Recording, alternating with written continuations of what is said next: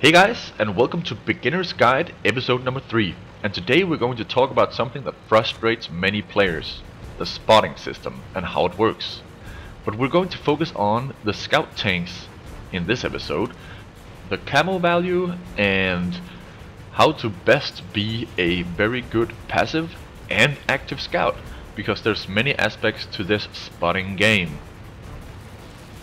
First up, when you can see a line like this around your tank, then the bush is covering you. As you can see, Behemoth is going straight for me. I am not covered by any bushes, and we spot each other at the exact same time. That is why you should never just sit in the open. Always find a bush. There's bushes all over the place, and you can pick any one of them. And here I just picked this one. I quickly check that I'm covered by it, and then I just get into my sniper mode and wait for the enemies to arrive. And Behemoth is going to come rolling right there. He's just gonna keep driving towards me until he spots me. But because I am now hidden by this bush, he will not be able to spot me like he just did, because I'm not in the open. I am very, very hidden behind this bush. There's absolutely no way that he's going to be able to spot me from that distance. As you can see up in the top, in the center, there is a distance meter. Now, Behemoth is going to spot me because he drives past my bush and can now see the rear of me. Whenever an enemy tank can see just a little bit of you in a bush, you are spotted. Let's take a look at a situation where many players make a mistake. They go into the bush and think that the bush has to cover your tank, as you can see right here. Behemoth is going to come rolling at me, and he is actually going to spot me way before I spot him, because of his superior view range. He has 400 view range, and I only have 380, so he spots me 20 meters before I spot him. Now, I have moved back just a few meters inside the bush, so my tank isn't sticking out like it was before. And as you can see, Behemoth has just crossed the barrier where he spotted me easily earlier. Now let's find out when he is able to spot me through camo and the bush. He throws forward. Oh, there he spots me. That is 85 meters, and with the rangefinder up on the top, you'll be able to know exactly how close an enemy tank can come before you are being spotted. So just keep that in mind. This can be tested, and you should test it just so you know whenever you're sitting in a bush and you don't sit there too long, because the enemy sometimes won't shoot you even though you've been spotted, and then let the artillery or something big hit you in one shot and kill you completely. Here I'm actually covered by two bushes, one in the rear and one in the front, but Behemoth still spots me within the 85 meters. So keep that in mind, guys. Now here I'm just going to sit in a pretty good bush if you're in a fast tank, and you can sit right here and you won't get spotted at all if you just hold your fire and let the enemies come rolling past. And that is exactly what Behemoth is going to do right here. We don't even need to show his window down there, because he can't see me. There's no way he can see me. I'm in a bush, and he is, I think he is 200 or something meters away. Let's see if I touch him. Just a sec. Come on, touch him. There we go. 311 meters. That is way too far off. But here, I take a shot.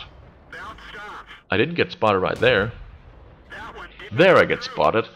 So you really have to be careful when you decide to take your shot. The enemy should not be able to just quickly turn and shoot you. So either hold your fire and let the team try and do some damage, or just hold your fire completely.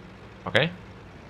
Now, something very special about light tanks in World of Tanks: they all keep their camo while moving. But since Behemoth, as you can see, is sitting in a bush, he has camo as well. I have camo while moving, he has camo while sitting still, so we actually cancel each other out. I spot him when he spots me, and that is pretty interesting. But let's move Behemoth outside of that bush, and let's pretend that he is just moving and has just gotten up there, And let's get a window up for Behemoth so we can see that he's just sitting and waiting. As you can see, I have already spotted him right now. But see how close I have to get to him while moving before he spots me. There. That was a lot. That was very close I had to come before he even spotted me. And I spotted him well beyond. So let's test it again, where I spot him, but stop. There we go, spotted, and I stop. Now I'm in a bush, and completely camouflaged, and my team can start putting the damage on him. I shoot him just to demonstrate that I will be spotted if I shoot at him, because shooting at an enemy tank while covered by bushes will reveal you. The bushes will be nullified, the camo value will go to 0 or close to. So let me show you a trick to avoid being spotted while still shooting. As you can see, I just took a shot while being inside the bush. Behemoth spots me immediately, but here I go invisible again. I have spotted Behemoth, rolled back a little bit, and then take a shot. Behemoth doesn't spot me because the bush did not get nullified. My camo is still very high. So whenever Behemoth disappears, I roll forward after each shot just to keep him spotted for my allies as well. I roll back until the bush isn't transparent. That's the trick. The bush can't be transparent because then it'll be nullified. It's like a sign. You can easily tell. And here I take a shot again inside the bush and he spots me. So I fired 4 shells without him noticing me at all because I rolled backwards. But Highflyer, what equipment, skills and perks and other stuff should I equip on my scout tanks if I want to take full advantage of this? Well, if you're a passive scout, then you should definitely mount the camouflage net, as you saw that in the video. I had that one on. It gives you 25% extra chance of not being detected while being stationary. So this is for the passive scouts, getting to a bush, just sitting there, doing nothing else, and just taking in all the spotting damage that your team does. You can also equip the binocular telescope if you are one of the passive scouts, because when you're sitting still, you will be receiving 25% extra view range. So that is actually quite a lot when the view range is only 380 on this Chinese tank that I am playing right now. You can also go with the coded optics if you're a scout that likes to be on the move.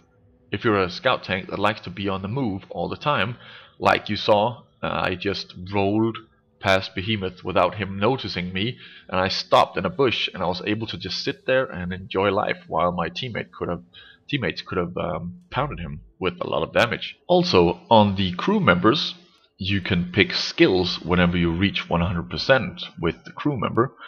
Always go for camouflage if you are one of the active scouts or passive scouts.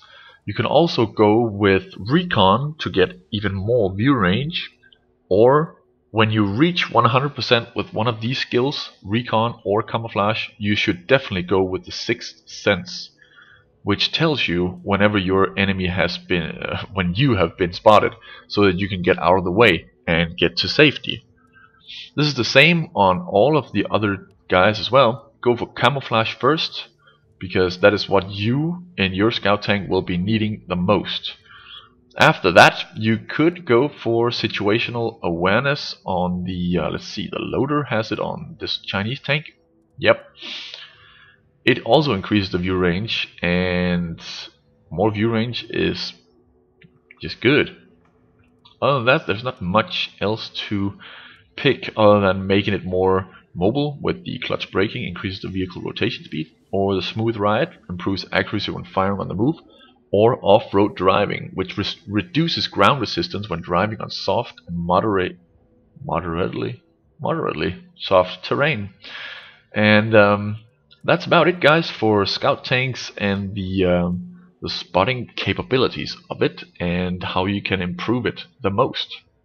Hope you enjoyed, guys, and I'll see you next time.